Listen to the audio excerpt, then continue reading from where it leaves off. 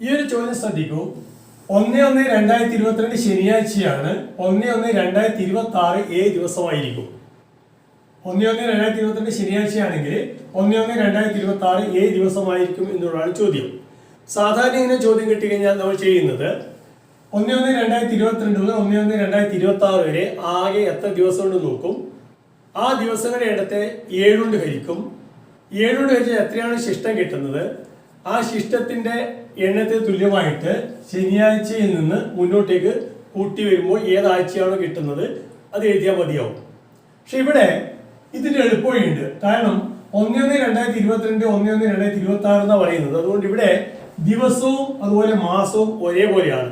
ഇങ്ങനെ ദിവസവും മാസവും ഒരേപോലെയാണെങ്കിൽ ഒരു എളുപ്പവഴിയുണ്ട്. എന്താ എളുപ്പവഴി എന്ന് വെച്ച് കഴിഞ്ഞാൽ ഈ വർഷങ്ങളുടെ വ്യത്യാസത്തെ കണക്കാക്കുക. അതായത് 2022 2026 വ്യത്യാസത്തെ നോക്കുക. അത് നമുക്കറിയാം 4 ഇതിനോട് ഈ 1/1/2022 1/1/2026 വരെ ആകെ എത്ര അതിവർഷം ഉണ്ട് നോക്കുക. അതിവർഷം എന്ന് പറയുന്നത് നമുക്കറിയാം ഫെബ്രുവരി 29 വരുന്ന വർഷം.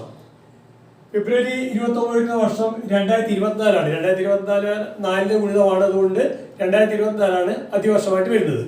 അപ്പൊ ആ ഒരു അതിവർഷത്തിലെ എണ്ണം കൂടി അങ്ങോട്ട് കൂട്ടുക. അതായത് 4 കൂടെ 1 കൂടി അങ്ങോട്ട് കൂട്ടുക. അപ്പോൾ 4 എത്ര കിട്ടും? 5 എന്ന് കിട്ടും. ഈ 5 ശനിയാഴ്ച നിന്ന് മുന്നോട്ടേക്ക് കൂട്ടുക. 5 എന്ന് പറയുമ്പോൾ ശനിയാഴ്ച കഴിഞ്ഞാൽ ഞായർ, തിങ്കൾ, ചൊവ്വ, ബുധൻ, വ്യാഴം.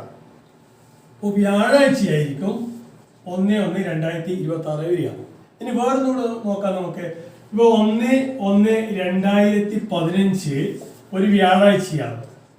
അങ്ങനെയാണെങ്കിൽ 1/1/2020 ഏത് ദിവസമായിരിക്കും എന്ന് കണക്കാക്കണമെങ്കിൽ നമുക്കറിയാം 2015 നിന്ന് 2020 5ഉം അതിനോട് കൂട്ടേണ്ട സംഖ്യ എന്ന് പറയുന്നത് 2015 കഴിഞ്ഞാൽ 2016 അതിവർഷമാണ്. ആ 2016 ഒരെണ്ണം കൂടി കൂട്ടുക. ഇനി അതിവർഷമില്ല.